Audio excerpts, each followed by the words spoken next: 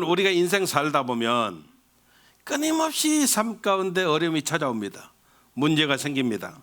또 사건, 사고도 계속 찾아옵니다. 그런데 이런 일들이 생겼을 때, 일어났을 때 이해가 되는 것도 있지만 우리들 머리로 상식으로 우리의 삶의 어떤 기준으로 볼 때 도대체가 이해가 안 되는 것도 많이 있다는 겁니다. 아프가니스탄 사태를 보면서 왜 그들은 그 가운데도요 하나님을 신실하게 섬기는 하나님의 사람들이 있습니다. 요즘 박해가 얼마나 심하든지 무조건 집에 수색을 해가지고 기독교 관련 서적이 있거나 핸드폰에 성경 앱이 깔아져 있거나 또 서방으로 전한 기록이 있거나 법이 없습니다. 무보첨지입니다. 찾아갔던 지휘자가 사형하면 그 자리에서 총살을 해서 죽입니다. 도대체 이런 일이 왜? 정말로 어린 생명이 무슨 잘못이 있다고 시한부 삶을 선고받고 있는지, 선량한 사람이 왜 저렇게 어려움을 겪고 사는지, 믿음 신실한 성도님 가정이 왜 저렇게 시험과 환난이 끊이지 않는지 우리가 정말 이해가 안 되는 그런 일들이 많이 있다는 것이죠.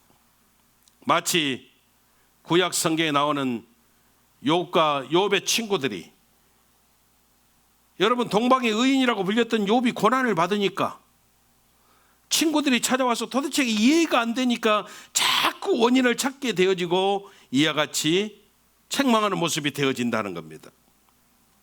예수님 당시에도 빌라도가 통치할 때에 갈릴리에서 큰 저항운동이 있었습니다.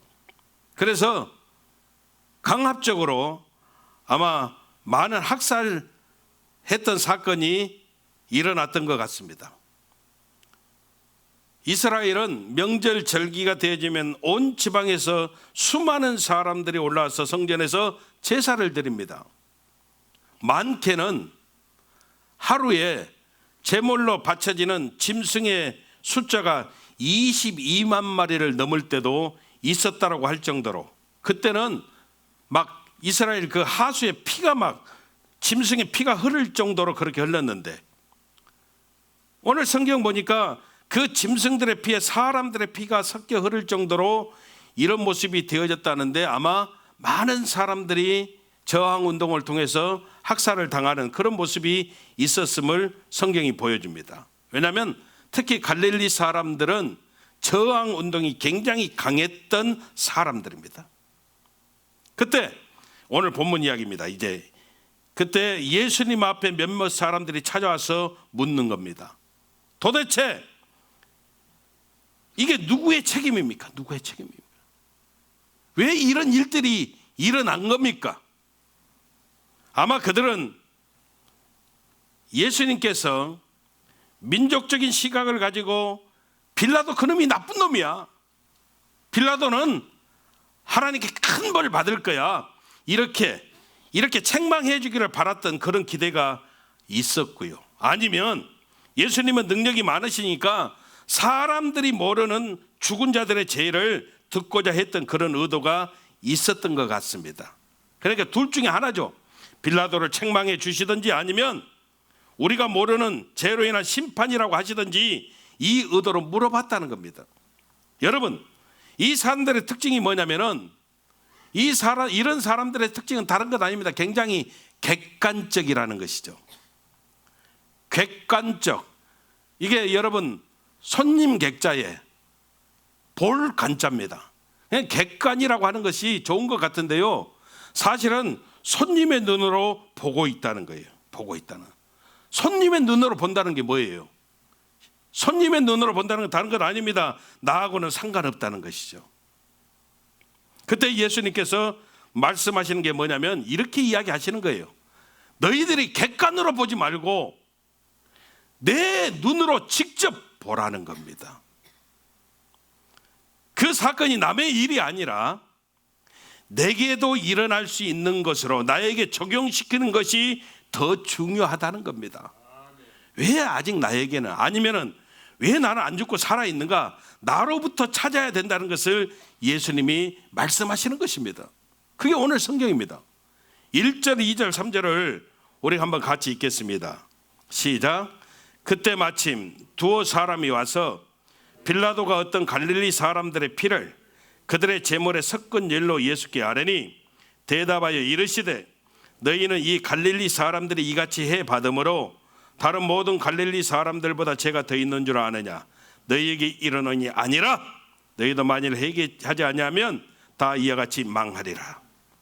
예수님이 말씀하시는 겁니다.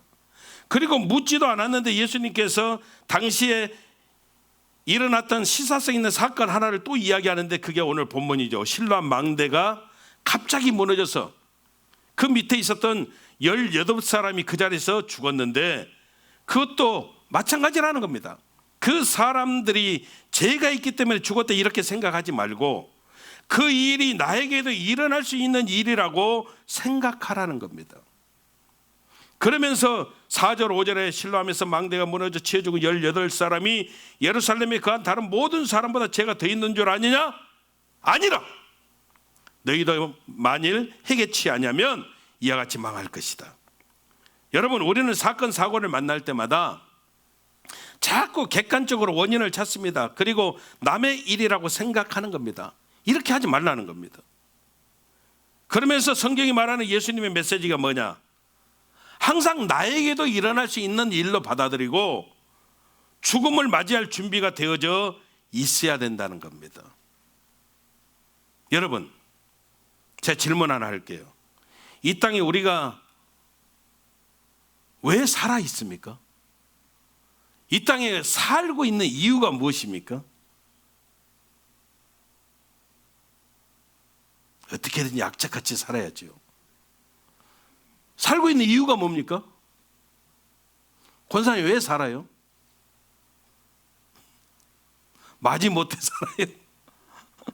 왜 살아요? 왜?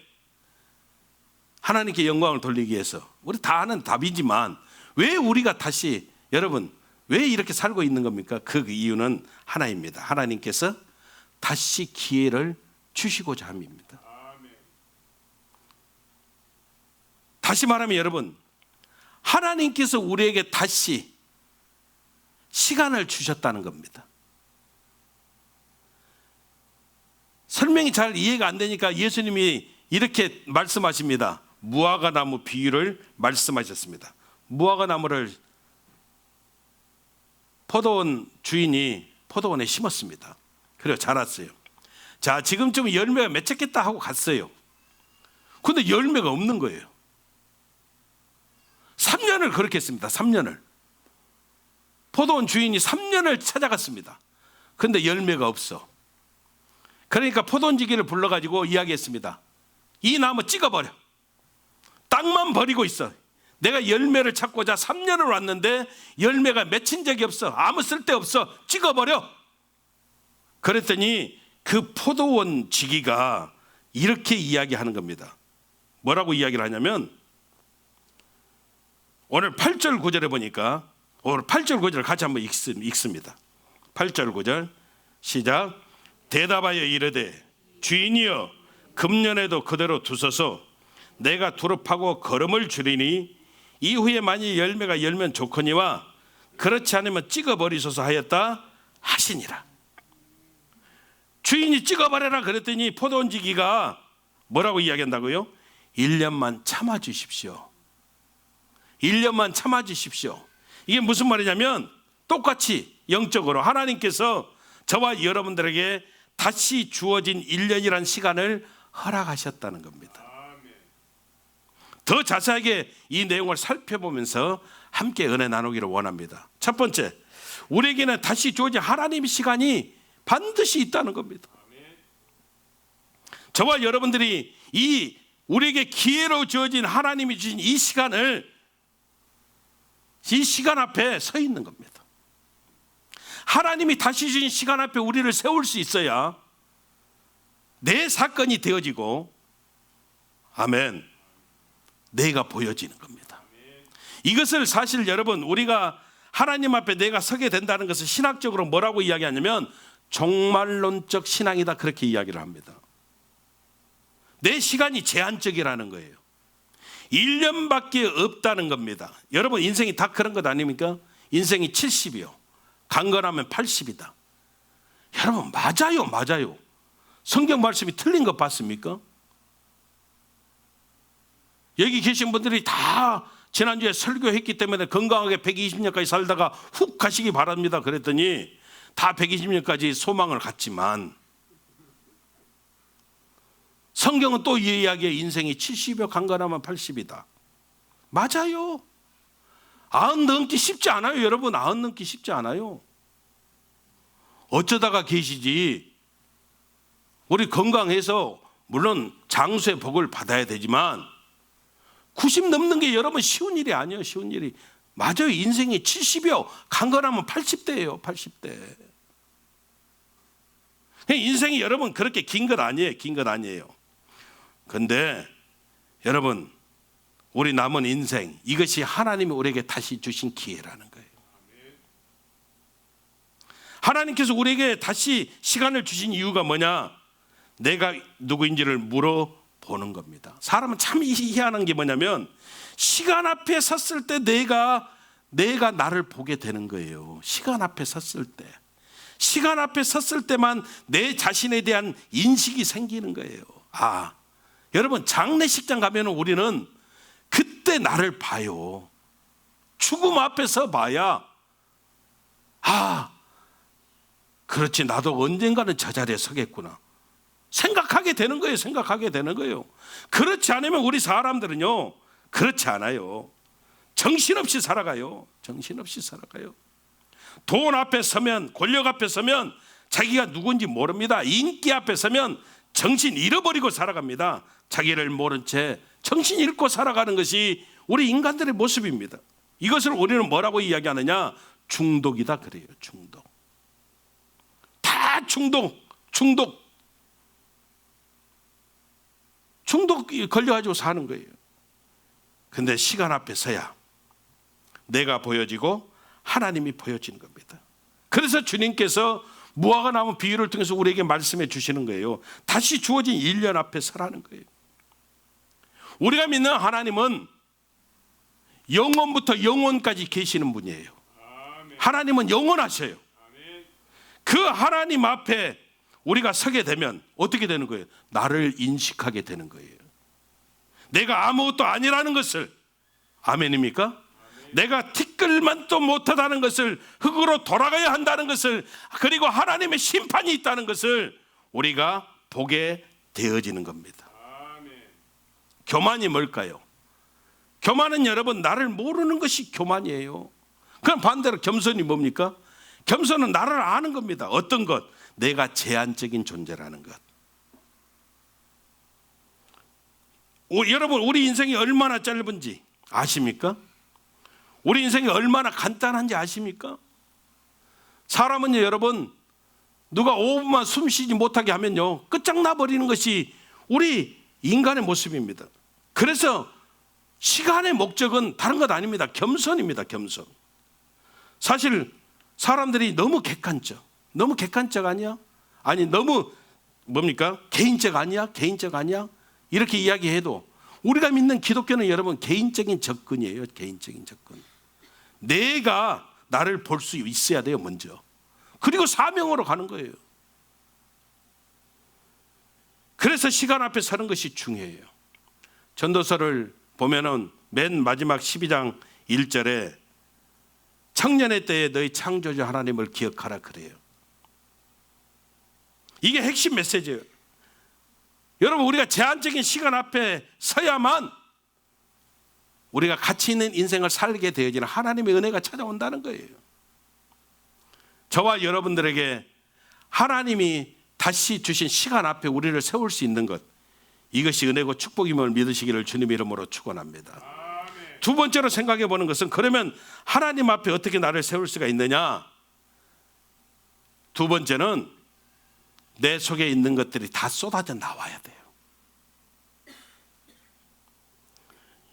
예수님이 제자들과 식사할 때 바리새인들이 와서 시비를 걸었습니다.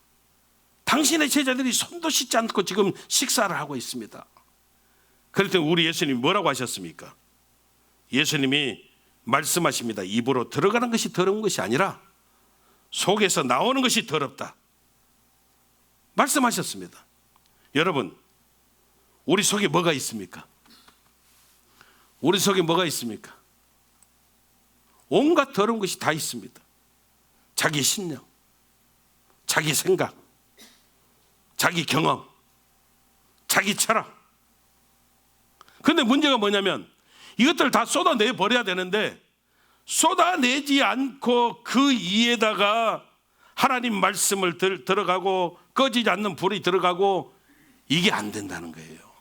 쏟아내야 된다는 거예요. 먼저 이 속에 있는 것이 다 쏟아져 버려야 먼저, 그래야 하나님 말씀이 들어오고 하나님이 꺼지지 않는 능력의 성령의 역사가 들어오고 막 이렇게 되는데, 이걸 쏟아내는 게 쉽지 않다는 거예요. 쉽지 않다는 거예요. 확고한 자기 생각, 자기 철학, 이게 세상에서는 좋은 것 같은데요, 신앙 안에서는요, 따라하십시다. 확고한 자기 생각, 이것처럼 무서운 게 없습니다. 여러분, 철저하게 우리는 하나님의 인도하심 따라 하나님 말씀으로 채우고 살아야, 하나님의 생각 따라가야 이게 우리가 사는 길이 되어짐을 우리는 잊어버리면 안 됩니다. 예수님께서 속에 있는 것을 다 이렇게 쏟아내기 위해서 그 오늘 성경 본문 뒤에 보면은 꼬부라진 여인을 안식일에 고치셨습니다. 이 여인은 18년 동안 허리가 꼬부라져 펴본 적이 없는 여인입니다. 그런데 예수님께서 안식일에 고치셨어요. 안식일이 뭐예요? 안식일이 뭡니까? 아무것도 안 하고 일 안 하고 쉬는 날입니까? 여러분, 안식일의 정의에 대해서 출애굽기 20장과 신명기 5장에서 말씀하고 있습니다. 출애굽기 20장은 뭐라고 이야기하느냐면 안식일은 복 주시는 날이다, 그렇게 이야기합니다. 복된 날이다. 믿으시면 아멘. 안식일은 복 주시는 날이다. 이 복이라고 하는 개념은 신약에서는 뭐냐면 은혜입니다. 은혜. 그러니까 하나님이 공급하시는 날이에요. 오늘 저와 여러분들이 이와 같이 안식일에, 주일에 하나님 앞에 나와서 예배함은 하나님께서 새 힘으로, 하나님의 은혜로 우리의 삶을 공급하시는 날이에요. 그러니까 복 주시는 날입니다. 그런데 신명기 5장에는 또 뭐라고 이야기하냐면 안식일이 너희들이 해방되는 날이라는 겁니다. 애굽에서 종살이 했던 너희들을 해방시켜서, 이 해방이 뭘까요? 구원입니다. 구원. 그래, 안식일의 의미는 뭐냐면 다른 건 아닙니다. 복 받고 은혜 받고 우리가 구원받는, 이 구원은 여러분 여러 가지 모습으로 나타날 수 있잖아요. 물질이 필요한 사람은 물질이 회복되는 거, 이것도 구원이고, 아멘. 질병이 있는 사람이 치료받는 것도 구원이고, 그래서 안식일에는 여러분 이런 구원의 역사가 일어나는 거예요. 그런데 이 18년 동안 허리가 구부러진 여인을 예수님이 만나셨어요. 그러면 어떻게 돼요? 이 여인이 복받고 은혜받고 치료받아야 이게 안식일에 있어야 될 일 아니냐 이 말이에요. 우리 예수님이 그렇게 하셨습니다. 안식일의 목적대로 하실 일을 하셨습니다. 그런데 해당장이 이것을 알고 불같이 화를 내는 겁니다. 누구에게 화를 내냐면 예수님께는 감히 화를 못 내고 모인 무리들에게 화를 내는데, 뭐라고 화를 내냐면 이렇게 화를 내는 거예요. 어떻게 너희들이 안식일에, 일주일 가운데 안식일 말고 6일이나 있는데 그 6일 동안에 와서 치료를 받지, 왜 굳이 안식일에 와서 이렇게 안식일을 범하냐고 불같이 화를 내는 겁니다. 여러분, 이 해당장은요, 안식일의 목적을 모르는 겁니다. 우리 하나님의 역사는 저와 여러분들 삶 속에 찾아온 문제, 이 문제만 해결하시기를 원하지 않으십니다. 문제의 원인을 해결해 주시기를 원하시는 겁니다.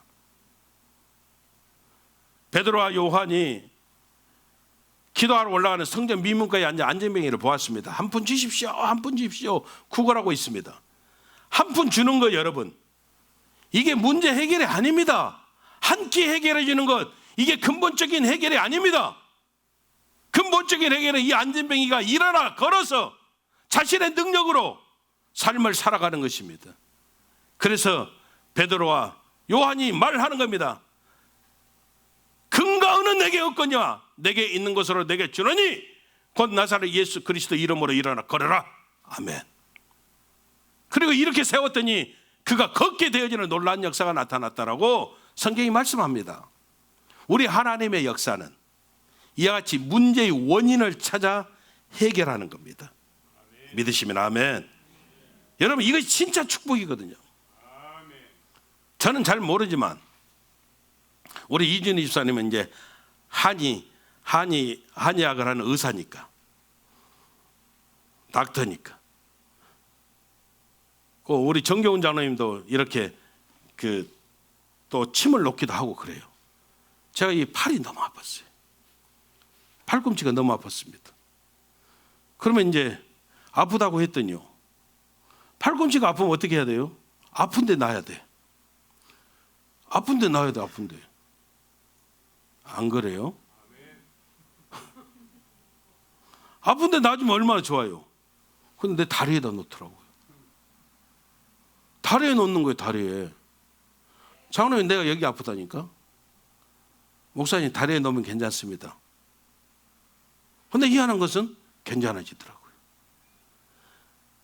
여러분 경험하셨잖아요. 왼쪽 어깨가 아파 죽겠는데 오른쪽 어깨에 나요. 왼쪽이 아프다니까요. 근데 오른쪽에 나. 그 이유가 뭐냐면 사실은 오른쪽이 아픈데 그래서 왼쪽을 많이 쓰게 됐는데 왼쪽이 더 아픈 모습으로 아파진 거예요. 근데 원인은 여기에 있다는 거죠. 나는 잘 몰라요. 한의학 하신 분들이 알지.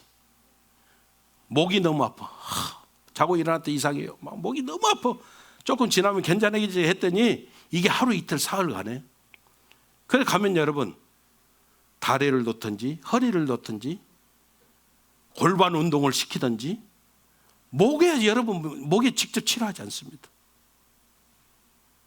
그 이유가 뭐냐면 원인을 찾는 거예요.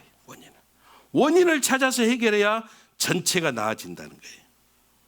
여러분, 우리 하나님께서 저와 여러분들을 다루시는 방식도 이와 같다는 거예요. 원인을 찾으셔요. 우리가 하나님 앞에 나올 때 최종적인 것 들고 우리는 항상 나와요. 하나님, 목이 아파 죽겠어요. 목이 결려요. 목을 움직이지도 못하겠어요. 아파 죽겠어요. 내 목을 치료해 주십시오.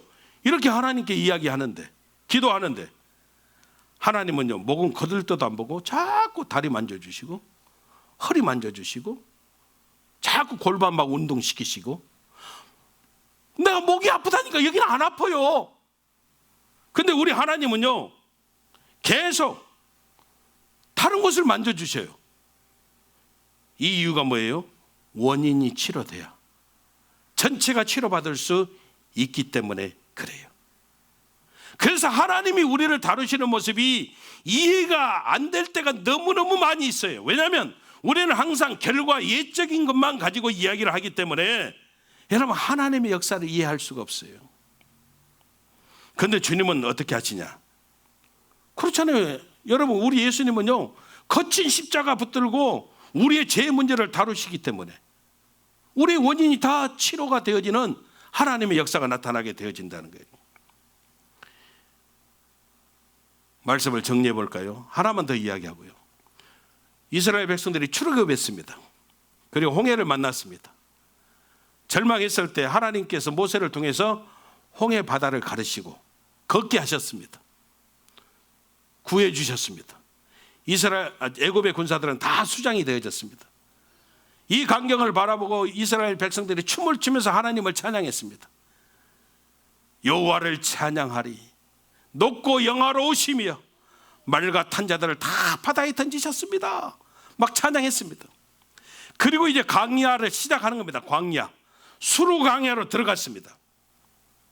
그런데 문제는 계속 하나님의 역사가 하나님의 은혜와 축복이 막 나타나야 되는데 사흘길을 걸었는데 물을 만나지 못했습니다. 짐승이 쓰러지고 이스라엘 백성들이 갈증 때문에 고통을 호소합니다. 그리고 만난 곳이 뭐냐면 마라입니다. 마라의 뜻이 뭡니까?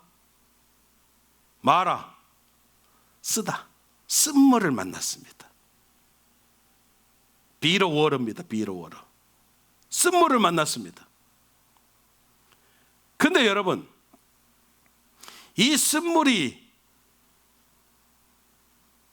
썼을까요? 안 먹어봐서, 안 마셔봐도 몰라요? 이 쓴물이 썼을까요? 썼으면 여러분 이스라엘 백성들이 먹지 않습니다. 여러분 어떻게 먹습니까? 입에서는 달았습니다. 그런데 어디서 썼어요? 속에서 썼습니다. 생수가 여러분 미네랄도 적당히 들어가 있어야 되고 마그네슘도 적당히 들어가 있어야 되고 또 칼슘도 적당히 들어가 있어야 우리 몸에 좋습니다. 그런데 이스라엘은 더더군다나 사막입니다. 햇볕이 내리쬐고 그러다 보니까 이게 다 하이 미네랄, 하이 마그네슘, 하이 칼슘, 아마 이런 모습이었던 것 같습니다. 그런데 이것을 마시면 입에서는 전혀 모르는데 속에 들어가면 고미네랄, 고마그네슘 이런 게 들어가면 무조건 토하게 되어져 있다는 거예요. 그러니까 이것을 처음에 마실 때 이스라엘 백성들 입에는 달았거든요. 살았다. 근데 속에서 썼어요. 그래서 마신 자마다 막 토하고 비틀거리면서 쓰러지는 거예요. 정상 이상의 한 사람도 없습니다. 마신 사람은 무조건 토하면서 쓰러지는 거예요. 근데 이게 여러분 누가 하신 거냐 이 말이에요. 누가 하셨어요? 성경 보면 모세의 인도함 따라 그래요. 모세가 인도했다 이 말은 하나님이 인도하셨다는 거예요. 왜 하나님이 마라를 주셨어요? 이스라엘 백성들에게 꼭 필요했기 때문에. 꼭 필요했기 때문에. 사실 이스라엘 백성들은 애굽에서 살다 보니까 이방 땅에서 우상 사신을 섬기면서 살다 보니까 삶의 기준이 없었습니다. 부정한 것, 정결한 것 구분 없이 애굽적인 것은 다 먹고 살았습니다. 그러니까 그것을 버리지 못하니까 조금만 힘들면 어떻게 이야기하는 거예요? 애굽으로 돌아가자 그러는 거예요. 애굽으로 돌아가자. 애굽의 향수 즉 세상적인 것이 꽉 차 있었거든요. 어떻게 이 사람들이 하나님 백성이 될 수 있습니까? 어떻게 하나님 백성으로 만들 수가 있습니까? 그래서 제일 먼저 필요한 것이 뭐냐면 마라의 쓴물을 통해서 속에 있는 모든 것들이 다 쏟아져 나오게 만드셨다는 겁니다. 여러분 쏟아져 나오게 만든다. 내 속에 있는 모든 것이 쏟아져 나온다. 오늘날 가장 맞는 단어가 뭐냐면 디톡스입니다. 디톡스 효과 그러잖아요. 속에 있는 독을 다 배출해내서 치료한다는 거예요. 디톡스 알잖아요. 모른 체 하지 말아요. 그래서 어떻게 디톡스하면 염증을 치료하고 여드름을 치료하고 그러잖아요. 속에 있는 독을 다 배출시키는 거예요. 우리 인생 가운데 독이 있어가지고 우리를 망치게 하는 것들이 많습니다. 그래서 아무리 좋은 것도 있어도 소용없다는 거죠. 어떻게 치료받느냐? 주님께서 마라로 이끄셔서 속에 있는 것들이 다 쏟아져 나오게 해야 치료가 시작되는 거예요. 예수님이 나뭇가지를 던지시고 물을 달게 만드셨고 치료하셨고 그리고 바로 이스라엘 백성들이 어디에 도착하냐면 엘림에 도착하게 하십니다. 물샘 12, 종려 70주가 있는 그곳에서 가장 좋은 생수로 하나님의 축복이죠. 은혜지요. 구원이죠. 이걸로 가득 채우게 하셨다는 겁니다. 내 안에 것을 쏟아내지 못하면 하나님이 주셔도 채울 수 없음을 이스라엘 백성들로 하여금 하나님이 깨닫게 하셨다는 겁니다. 여러분, 하나님 앞에 나를 세울 수 있으려면 우리는 마라의 쓴물을 통과해야 됩니다. 오늘날 많은 사람들이 쏟아냄의 과정이 없으니까 예수님의 복주심, 은혜, 구원의 역사를 누리지 못하고 사는 것입니다. 하나님 앞에 내가 서게 되어지고 내 안에 가서 쏟아내게 될 때 내 안에 생명으로 채워지게 되는 겁니다. 그때 오늘 성경의 마지막에 나오는 겨자씨의 역사가 작은 것에 불과하는데 훅 불면 날아가는 작은 씨가 새가 깃들일 정도로 큰 나무가 되어지고 누룩의 역사가 작은 거 하나가 전체를 부풀리게 하는 그런 큰 영향력 있는 생명의 역사가 나타나게 되어짐을 우리들에게 말씀하고 있습니다. 다시 주어진 하나님의 시간 앞에 나를 세워서 나를 볼 수 있고 하나님을 볼 수 있고 그 은혜로 생명력 있는 승리의 삶 살아가는 우리 모든 성도님들 다 되시기를 주님의 이름으로 축원합니다. 기도하겠습니다.